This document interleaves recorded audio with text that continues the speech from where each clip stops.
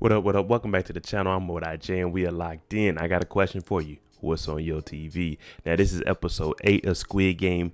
And if you remember the last game we played, we had to cross that damn bridge. And we also know that the undercover cop was in there doing some wild things, but he on the run now. But before we get into this episode, shout out to the notification gang. If you're new to the channel, you want to be a part of it, hit your subscribe button, turn on your notification bell so you get something every time I upload. Hit that like button. It's the easiest thing you can do. Now, we have one more game left. We don't have that many contestants left, so you know it's about to get real serious. And you know one thing about Squid Game, if you win, you go on. But if you lose, you die. This is episode 8 of Squid Game. The end of episode 7, we seen if you didn't make it across that glass bridge, it would have been over with for you because all of the glass blew up. That's why all of our 3 remaining finalists, they all have cuts all over their body. So they're leaving. They're about to go back to the dorm because we got another game to play. Number 29, the undercover cop. He's looking for his brother. We know he escaped. He picked one of the dive suits and he went up on the island and he swam out. Now he's made it to land. What he's trying to do now is call the police and say, hey, I need y'all to get out to this island. This is my location. This is what I seen. But the patrols are looking for him. Them in the front, man. He's on the beach now. He doesn't have any service on his cell phone. He had it in a plastic bag so it wouldn't get wet. But when he looks ahead, all he sees is this large cliff. I'm talking about this thing is high as hell. And the only way he's going to be able to get some service is if he can get to the top of this where it's clear, and it might, hopefully, we're praying that there's at least one cell phone tower so he can get some kind of service to call for backup. 456 and 218, we know they grew up together. We know that 218 is smart. We know that 218 is actually one of the dirtiest players here. He finessed 199. You remember, he tricked him with the rocks. He switched them out. 456 is confronting him and saying, hey, why did you do that? Because at the end, they were trying to figure out which glass was stable to step on to finish the game. And he ended up pushing the old man into killing him. Now, 456 is saying, why did you do that? You know, we could have helped him out and we could have all made it across because we had more than enough time. But 218, it's all about survival. And he's pretty much like, I had to do it. If not, we would have died. And I'm not trying to die. He's defending himself too. Like, what did you think, man? We were going to die out there. I had to push him. But this old man, he was able to tell the glass. He threw the marble on there. He needed another marble or something to throw on the other one to hear how the glass was. 218 said, forget this. We running low on time. Pushes him. He falls through. They make it. So he's trying to tell 456, look, me and you were cool. We made it. Don't worry about him. We made it. This is where they're going to start going their separate ways. They're arguing. We know they know each other. But 456 is trying to tell them, look, I made a mistake. Yeah, I'm a bum. I'm living with my mom. I ain't got no money. I can't take care of my daughter. She's living with my ex with a rich stepdad, and I don't have any money. Yeah, but you're in here too. So does that make you just as guilty as me? A bum. Because you remember, he lost $6 billion, and most of it wasn't even his. The pink crew, they come out, and they tell him, you 3 are the finalists. We got another game to play, and we got a surprise for all of y'all. But first, change into these nice new little outfits we got for y'all, because that stuff y'all been wearing for the last week, we ain't having that. The VIPs want to see a top-notch game. They want to see it in fashion, not that bum stuff y'all got on them jogger suits. They ain't, what is that, Adidas? Puma? No, they look more like Reebok or Starter. 067, the pickpocketer, she goes to the room. Now, when we seen when they were leaving the last game, she was limping. Well, it turns out when that glass blew up on all the bridges, she had a big shard of glass stuck in her side. So it's not looking like she's going to be able to go forward. And if she does, she's going to be very weak. And one thing we know about this is you're going to have to be strong at it mentally, physically. Hey, you're going to have to be able to push through some pain if you want to win this Squid Game. Our undercover agent, he's getting to the top of the mountain. He's looking at it like, oh, come on, give me a bar, give me a bar. Y'all know how it is. I be in the basement holding my phone up towards the window. Hopefully I can get one bar to send this message saying he out here struggling. Not far behind him, front man and a couple of his crew, they show up. They see the dive pack and he's like, hey, y'all need to find him and get rid of him now, because if he ruins this operation, all y'all gone. Now, I might be able to get up out of here because I got a little bit of money and an identity to hide, but y'all workers, they gonna be on y'all ass. Now, he's on top of the hill and he can see them running up, But he finally gets a little bit of service so he can call back. He calls back to work and the cop is like, hey, where you been, man? You been gone for a while. You ain't take no leave. He's like, man, forget all that. I got something. I need backup out here. You remember the game they were talking about? Now the service isn't that good. So he's listening, but he can't hear what the undercover is saying. He's just like, where you at? You haven't taken any leave. You're MIA right now. So the cop is worrying about more admin stuff like, hey man, you need to put some leave in. You took off without nobody knowing. He ain't trying to hear what case you got. Now they changed into these nice formal, you know what I'm saying? My man got the dress suit on. She has a nice little suit on too. And they put them at a big triangle table. It's the final game. So they're going to get the finest of food, extravagant. I'm talking about candlelit dinner. Get a little bit of, you know, that music playing in the background, little violins, soft piano. Hey, living the life of luxury now, especially from what they were doing in them dorms where they had to fight for food. Just relax out here. You might even get a glass of wine.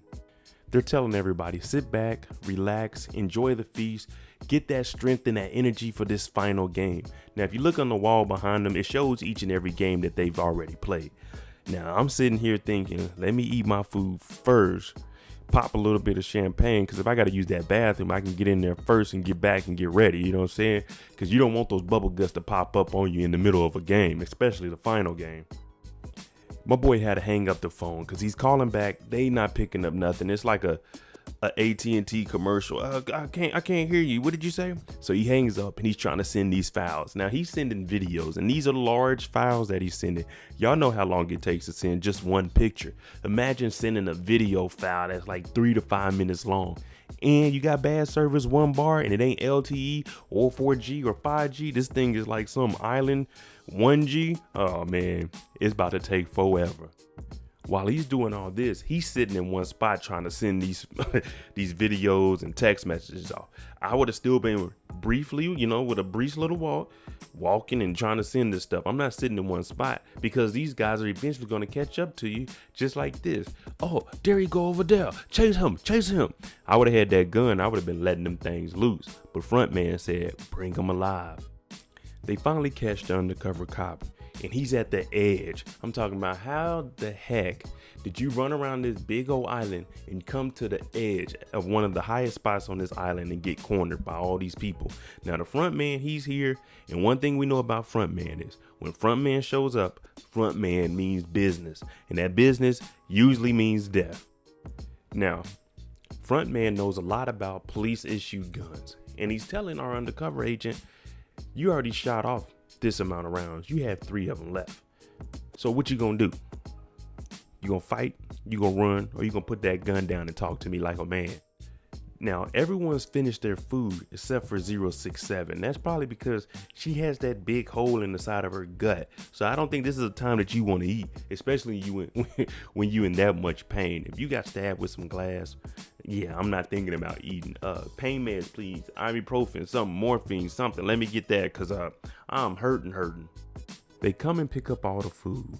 The only thing they have left, and they leave for 4, 5, 6, and the other members, is just the knife.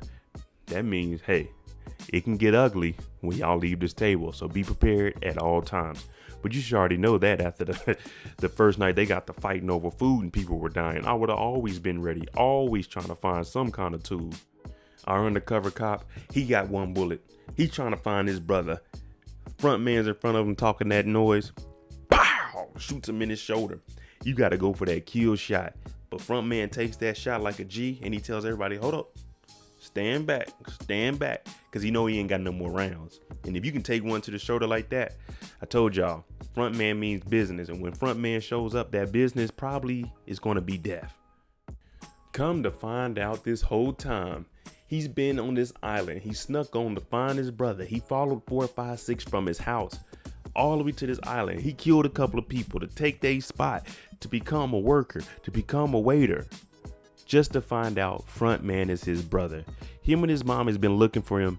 Front man's been over here collecting paper, playing Squid Game, locking people up, getting them killed, entertaining VIPs. Dang, front man is a G. What have I been telling y'all? When front man shows up, front man means business. And that business usually means death. And even though this is his little brother, he's seen his face, he's seen the island, he's seen the games, he had to go. Undercover's last word was, brother. R.I.P. Back in the dorms, we're getting ready for the last game. Everybody's sitting here in the dark. They all got their knives for protection. And it's like, man, you don't know what can happen. You don't want to go to sleep because you could potentially get attacked. But you do want to get some sleep because you want to have that rest for the game tomorrow. You know what I'm saying? You don't want to burn off all that energy from the food you had staying up and that stomach get the rumbling in the morning, because I don't think we're going to get breakfast before the last game. It's dark. We got the last game. 456 sees something's wrong with 067. You know she's the pickpocketer. So when he goes over there, she has her knife and he's like, if I wanted to kill you, I would have already did it. But he's trying to sit there and talk to her because he can see that something is wrong. And unlike 218, he at least wants to help, because you don't know what this last game is. So it might be something you could work together on, or it could be something that we could all win. But he's not going to go over there and harm her. Now these two, they get to talking. But to start it off, you can tell that something's really wrong with 067. We know that she got stabbed. He doesn't know that, but he can sense that something is wrong. And she's telling him, you need to worry about yourself. She goes into detail and explains what happened to her. Now, her story, her backstory is her parents are in North Korea. Her brother's in an orphanage. So what she's going to do with the money is get enough money to bring her parents across and get enough money to get a house and get her brother out that orphanage. Now he's trying to get money to take care of his mom and his daughter. Now they make a pact and they say whoever wins, they take care of the other person's, the other person's problems. In her case, hey, take care of my, my little brother. And in your case, if you don't make it, I'll take care of your mom and your daughter. I'm talking about, look at that money. It is sitting pretty. They got the night, they got the lights. They just setting the mood. You go to sleep, you got the yellow light shining on all this money. It's like 46 billion won. So in your head, you thinking, dang, just one game. I'm looking at her like, hey, if you can just make it to this last game and just help me out, we can split the money. Come on, girl, you got to help me. I got to pay that debt off too. This gets 456 to thinking. So he looks over at 218. He's like, man, let me try to creep up on him, because 218, he's knocked out over there. I'm talking about the knife dropped out of his hand. And I told y'all, you want to get some rest for tomorrow, but you don't want to get rest because somebody could sneak up on you in the middle of the night and shank your ass up. And that'll be the worst way to go out. You don't even get a chance in the last game. But 456 has too much integrity. He's not going to do that. Plus, he turns around and 067, she's bleeding out. It's like, man, she probably not going to make it. So he's like, help, someone please. She's not going to make it over here. They turn the lights on. He's pounding on the wall, blood all on it. He's talking about help. She needs a medic. But one thing we know about the Squid Game is they not coming in there to help nobody. The only thing they going to do is bring a box for a dead body. So he's looking. And he's already, he's already the guy that's like, come on now, play fair, help us out at least. Nah, if they die, they die. 456 runs back over there because 67's neck, man, is slit and 218 did it. So he tries to rush 218. They both got these knives. They about to go at it. But we want to see the final game. So they knock 456 out. They not about to let these two kill each other. No. Y'all got to play in the final game. They put 067 in that box. The number of players changed to 2, and we're at 45 billion, 400 million won. Whoever wins gets all that money. I'm talking about we stacking up paper to the ceiling. Front man, he a G. He back in his office. He's taking that bullet out of his shoulder where his little brother shot him, and he looks in the mirror and he sees a reflection of his little brother. So you know that hurts. That's your brother.